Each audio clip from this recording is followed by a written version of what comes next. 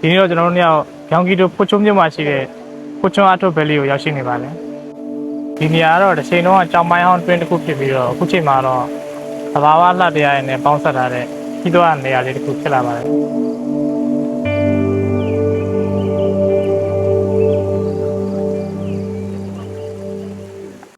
ဒီရေကန်ကတော့တောင်ကုန်းလေးရဲ့အပေါ်မှာရှိပါတယ်တော့ဒီနေရာကိုလာမယ်ဆိုရင်တော့ဒီလိုရထားလေးစီးပြီးတက်လို့ရတယ်လို့လမ်းလျှောက်ပြီးတော့တက်လို့ရပါတယ်ဒီချောင်းကျူလေးလို့ခေါ်တဲ့ရေကန်ကြီးကလူလို့ရေကန်မဟုတ်ပါဘူးတဘာဝရေကန်ကြီးပါ1960ကနေပြီးတော့1990ခုနှစ်လောက်ထိဒီနေရာမှာကြောက်ထူးပေါ်တဲ့လုပ်ငန်းကိုလုပ်ကိုင်ခဲ့ကြပါတယ်အဲ့ဒီနောက်ပိုင်းမှာတော့ဒီရေကန်ကြီးကိုဒီတိုင်းပြစ်ထားခဲ့တာပါအဲကြောင့်တဘာဝမိုးရေနဲ့ဆန်းရေရနေပြီးတော့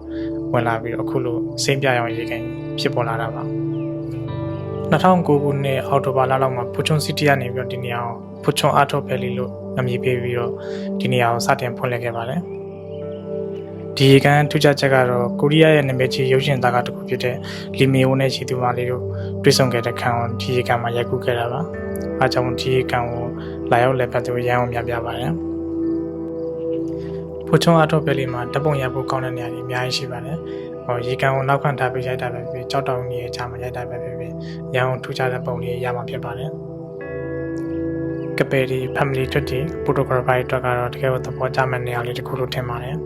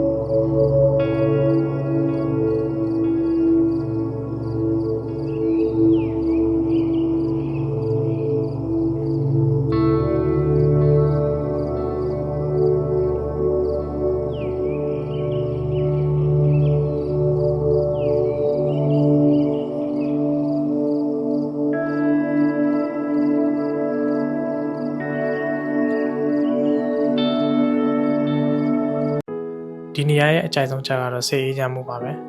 ရေကန်ဘေးမှာထိုင်ပြီးရှုခင်းလေးတွေကိုကြည့်ရတာစိတ်ဖိစီးမှုတွေကိုရောတော်ခံစားရပါတယ်ဖွချုံအထော့ဗယ်လီရဲ့ဝင်ကြီးကတော့တယောက်ကို6000ကျပ်ပါဒီရထားလေးစီးမယ်ဆိုရင်တော့သွားပြန်လက်မှတ်ကတယောက်ကို4500ပေးရပါတယ်ဒီနေ့ခီးစဉ်လေးကတော့ဒီလောက်ပါပဲကိုရီးယားနိုင်ငံကိုလေးလာမှတ်တမ်းတင်နေတဲ့ကျွန်တော်တို့ဇနီးမောင်နှံနဲ့အတူနောက်ထပ်ခီးစဉ်တွေမှာပြန်တွေ့ကြပါမယ်